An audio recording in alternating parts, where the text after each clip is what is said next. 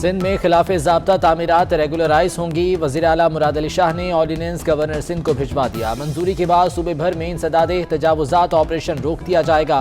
Retired जज की सरबराही में 1 साल के लिए कमीशन बनाया जाएगा। कमीशन तामीरात की रेगुलाइजेशन का फैसला 60 रोज में करेगा। सब मिलकर हमें तारीख पे तारीख देते हैं। ग्रीन लाइन सितंबर में भी नहीं बनी। कराची के इख्तियार के लिए ये जो हमने तहरीक शुरू की है, ये तहरीक अब आगे बढ़ेगी। परसों योम स्याह होगा और 12 तारीख को इंशाअल्लाह एक बहुत बड़ा कराची बचाओ मार्च हम करेंगे। सिंध बल्दियाती तरमीमी बिल के खिलाफ जमात इस्लामी सड़कों पर निकल आई। शहर कायद के 11 मुख्तलिफ मकामात पर धरने। जुमे को यौम स्याह मनाने का ऐलान। 12 दिसंबर को कराची बचाओ मार्च भी होगा। हाफिज नईमुर रहमान ने वफाकी हुकूमत को भी लताड़ दिया। बोले ग्रीन लाइन मंसूबे पर तारीख पे तारीख दी जा रही है।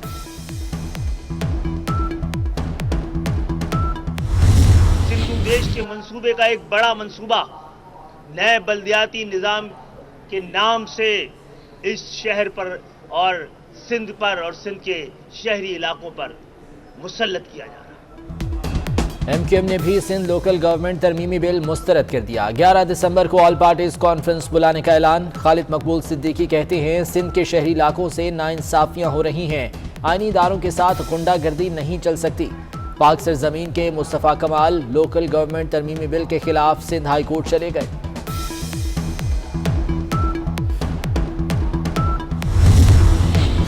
सईद गनी का MQM और PSP पर जवाबी वार। बोले MQM कराची में कत्लो गारत गरी चाहती है। पीपल्स पार्टी ऐसा नहीं होने देगी। मुस्तफ़ा कमाल वजीरों के बच्चे उठाने की बात करते हैं और धमकियां देते हैं। क्या पंजाब में बल्दियाती इंतखाबात इलेक्ट्रॉनिक वोटिंग मशीनों से होंगे? वज़ीर आला ने बल्दियाती एक्ट में मशीन पर इलेक्शन कराने के शिक शामिल करने की मंजूरी दे दी। नए मुसव्वदे के मुताबिक नई हल्का बंदियां होंगी। हुकूमत मुसव्वदा जमा नहीं कराती तो इलेक्शन पुरानी हल्का बंदियों के तहत होंगे। काफ लीग ने तहफ़्फ़ुज़ात का इज़हार कर दिया। क्या हुकूमत बिल असम्बली से मंजूर करा सकेगी?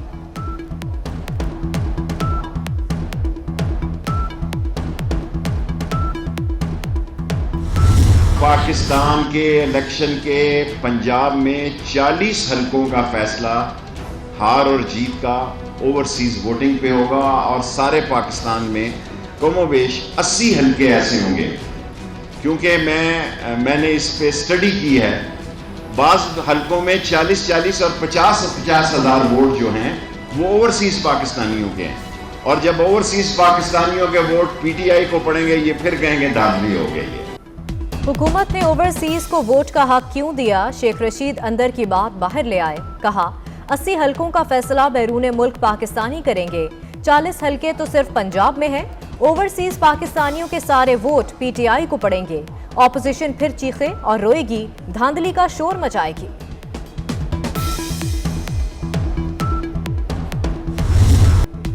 जो मंसूबा काबीना ने शुरू किया नैब उस पर हाथ नहीं डाल सकेगा। कवायद व ज़वाबित की गलतियों पर भी तफ्तीश की इजाज़त नहीं होगी। बैंकारी उमूर पर गिरफ्त के लिए स्टेट बैंक से इजाज़त लेना होगी। हुकूमत ने नैब के पर काट दिए। करप्शन और आमदन से ज़्यादा असासों के केस नैब में चलते रहेंगे।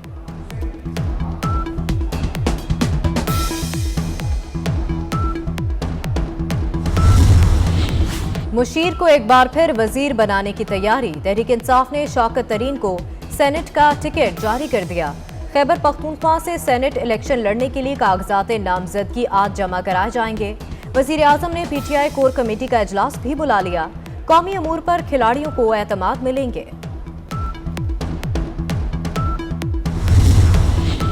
FBR ने 2.5 साल बाद प्रॉपर्टीज की नई कीमतें मुकर्रर कर दी। मुल्क के 40 में से 38 बड़े शहरों के लिए जायदाद की कीमतों का नोटिफिकेशन जारी। कीमतों में औसतन 10 से 15% का इजाफा हुआ।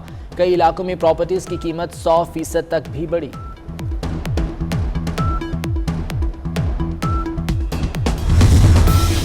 मिनी बजट तैयार हो चुका। हुकूमत जब हिदायत देगी पेश कर देंगे। Chairman FBR doctor Ashfaq Ahmad ने महंगाई के मारों को डरा दिया। कहते हैं सेल्स टैक्स की छूट को वापस लिया जा रहा है। लग्जरी अशिया की दरामदात पर टैक्स लगेगा। दरामदी गाड़ियों पर इजाफी टैक्स की सिफारिश। मुल्क में नॉन स्टॉप महंगाई। दर्जा दोम का घी मजीद 10 रुपये महंगा। 1 किलो घी की कीमत 350 से बढ़कर 360 रुपये पर जा पहुंची। 7 दिन में घी के दाम 15 रुपये बढ़ चुके। अवामी सवारी मजीद महंगी। यामाहा मोटरसाइकिल के मुख्तलिफ मॉडल्स की कीमत 6 से 7 हज़ार रुपये बढ़ा दी गई।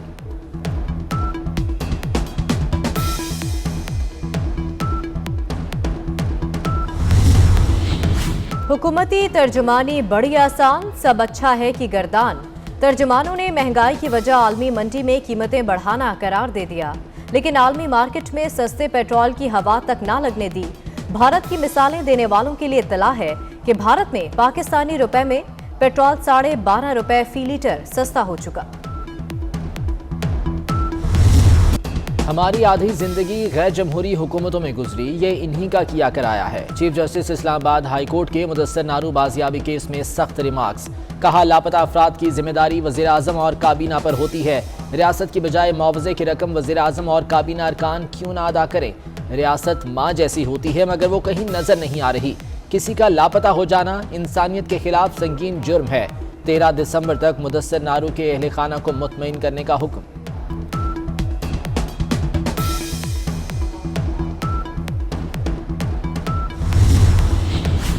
आर्मी चीफ का Azad Kashmir regimental centre Mansar camp का दौरा।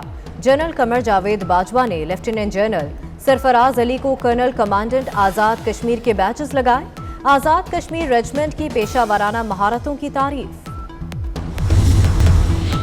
उम्रा अदायगी के ख्वाहिशमंद अफराद के लिए खुशखबरी। सऊदी अरब ने उम्रा ज़ायरीन के लिए बड़ा ऐलान कर दिया। मंजूर शुदा वैक्सीन लगवाने वाले ज़ायरीन को करंतना से इस्तिस्ना।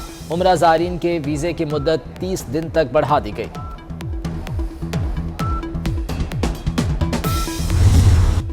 ओमिक्रॉन सऊदी अरब भी पहुंच गया। मुतासरा शख्स अफ्रीकी मुल्क से वापस आया था। जनूबी कोरिया, नाइजीरिया और ब्राजील में भी केसेस रिपोर्ट।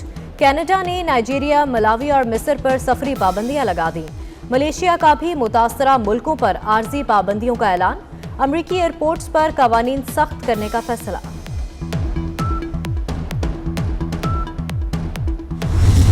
मुल्क में गैस बहरान शिद्दत इख्तियार कर गया। सिंध में 2.5 माह के लिए CNG स्टेशन को सप्लाई बंद। 15 फरवरी तक गैस नहीं मिलेगी।